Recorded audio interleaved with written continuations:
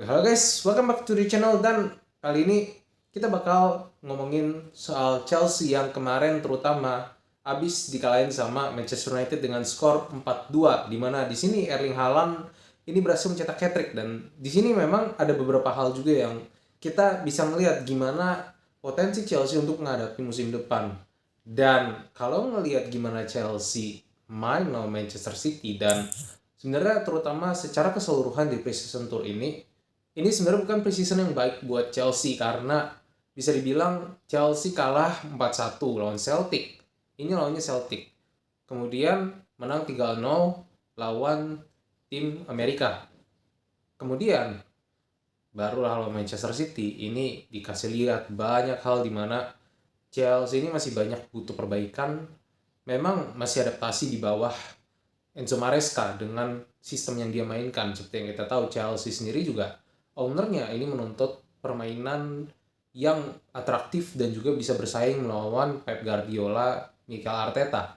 Dan kali ini Arne Slot juga bakal jadi ancaman serius juga buat Chelsea untuk bisa berebut di 4 besar. Karena kalau kita ngelihat permainan Liverpool, ini permainannya keren banget, dimana permainan bola yang benar-benar cepat, akurat, gak jauh sama permainannya Jurgen Klopp. Bahkan bisa Klopp dengan apa yang sudah dikerjakan sama Klopp setelah bertahun-tahun, kali ini dilanjutkan sama Arne Slot. Dan sejauh ini kelihatan bahwa apa yang direpresentasikan sama Arne Slot ini benar-benar sebuah keberlanjutan yang bagus dari Klopp ke Arne Slot. Nah, sementara Chelsea sebenarnya udah punya modal dari segi Pochettino, di mana banyak banget masalah di awal-awal, terutama pas Pochettino masuk, tapi pelan-pelan dibenahi sampai akhirnya Chelsea bisa finish di posisi 6, di mana terakhir-terakhir Chelsea ini benar-benar nunjukin peningkatan, terutama dengan skema yang berbeda dengan penempatan Cucurella. Nah, ini benar-benar jadi impact banget. Emang di Chelsea ini nggak ada Cucurella sama Cole Palmer karena mereka mesti istirahat, tapi di sini udah ada beberapa pemain juga kayak Madueke, Enzo, dan juga ada beberapa pemain baru, Dewsbury Hall, kemudian Lavia. Di sini kita melihat yang pertama ada sisi positifnya adalah di mana mereka ini Chelsea sebenarnya ini punya beberapa kreasi untuk di depan. Tapi memang ada beberapa pemain juga yang kalau misalnya kita ngelihat cara bermain Enzo Maresca, ini kemungkinan kecil bakal dimainkan lebih banyak. Contohnya adalah Mudryk sih yang disayangkan. Karena kalau ngeliat Mudryk kayak kemarin itu dia nggak perform. Semoga di pertandingan selanjutnya dia perform, karena ya balik lagi ini untuk mengangkat Chelsea juga. Tapi overall Dewsbury Hall, Madueke, kemudian ada Nkunku, ini juga memang masih belum bisa beradaptasi sepenuhnya, tapi mulai menunjukkan kalau mereka ini seenggaknya bisa dimainkan dalam skema Enzo Maresca ini lebih banyak lagi. Nah, yang kedua adalah pilihan di tengah. Seperti yang kita tahu, Gallagher akhirnya sebentar lagi bakal cabut ke Atletico Madrid, di mana ini adalah keputusan yang sebenarnya kalau dari segi fans Chelsea mungkin mereka masih pengen juga Gallagher di sini, tapi kalau melihat permainan dia di satu sisi juga ini bakal kurang cocok buat Enzo Maresca dengan gaya bermainnya yang benar-benar kayak hajar sana hajar sini. Sementara Enzo Maresca ini permainannya lebih kayak fokus ke skema yang bisa jadi malah kurang bisa diikutin sama Conor Gallagher.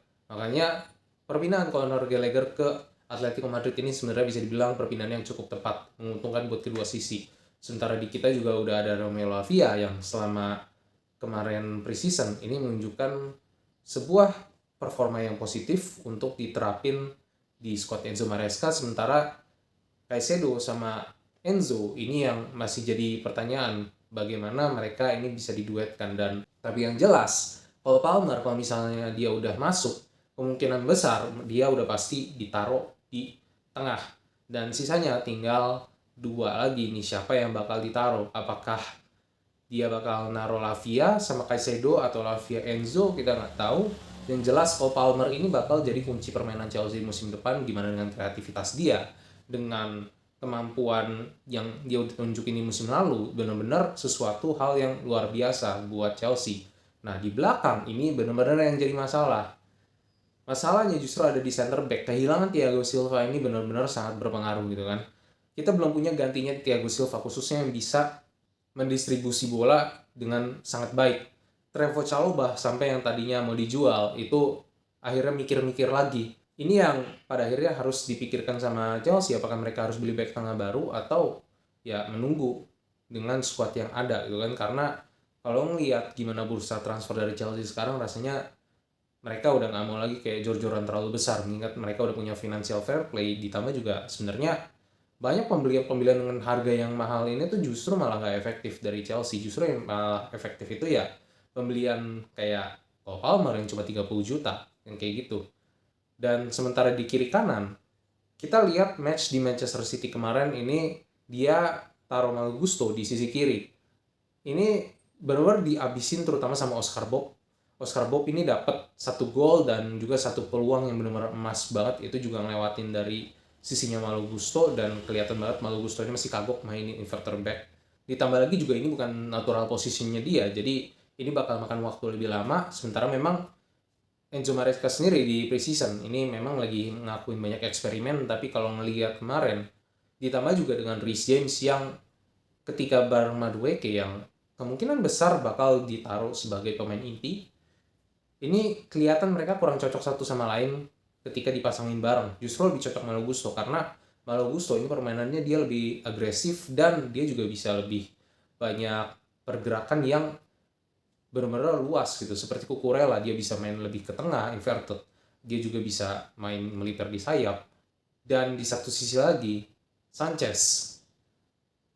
Kayaknya Sanchez ini bakal dapat persaingan yang berat. Karena kalau ngelihat kualitas dia selama preseason, ini banyak kejebolan. Mungkin memang salahnya juga banyak di sisi pertahanan, tapi gimana dia perform sebagai kiper, ini juga dia juga harus waspada, karena Chelsea juga udah banyak datangin kiper, dan terakhir juga ada Jorgensen yang masuk. Ini juga bakal jadi persaingan yang cukup ketat. Kita bakal lihat juga apakah Jorgensen ini bakal perform atau enggak. Karena kalau ngelihat gol-golnya dari Manchester City, ini benar-benar terutama 2 golnya Erling Haaland, ya ini benar-benar murni blunder parah dari segi Chelsea, di mana Chelsea ini banyak salah passing dan pada akhirnya dimanfaatin terutama sama Erling Haaland. Ya udah, Erling Haaland dikasih kesempatan kayak gitu udah pasti dihabisin cuy.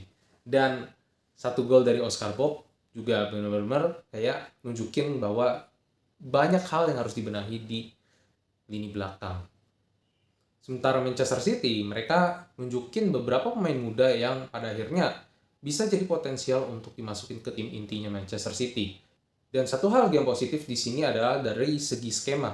Kalau dari segi skema, kita bisa ngelihat pattern yang lebih jelas dengan permainan dari Enzo Maresca di sini. Mereka ngandelin umpan-umpan yang cukup pendek, cenderung lebih banyak manfaatin sayap, lebih direct. Tapi yang masih jadi PR di sini adalah dengan kecepatan yang diterapin sama Enzo Maresca, pemain Chelsea ini butuh fokus passing yang bagus. Kalau enggak, yang terjadi adalah ya kesalahan-kesalahan seperti kemarin. Banyak kesalahan passing yang pada akhirnya bisa dipunish sama tim lawan.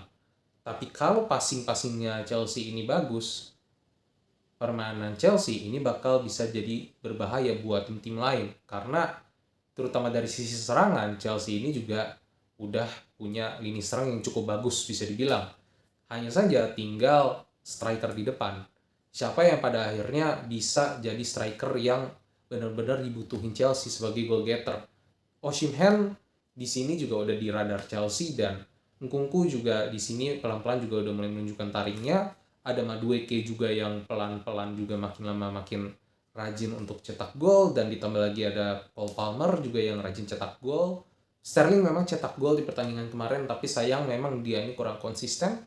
Jadi kita lihat aja gimana Chelsea ini bakal mengarungi musim depan. Apakah mereka bisa mencapai sesuatu yang lebih, atau justru ya balik lagi mereka bakal kembali berkutat di area papan tengah.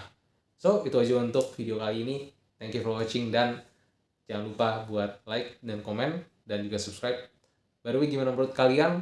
Apakah khususnya nih fans Chelsea, apakah kalian pede dengan Chelsea di musim depan? So itu aja. Thank you for watching dan ciao. Have a good day buat kalian semua. Bye.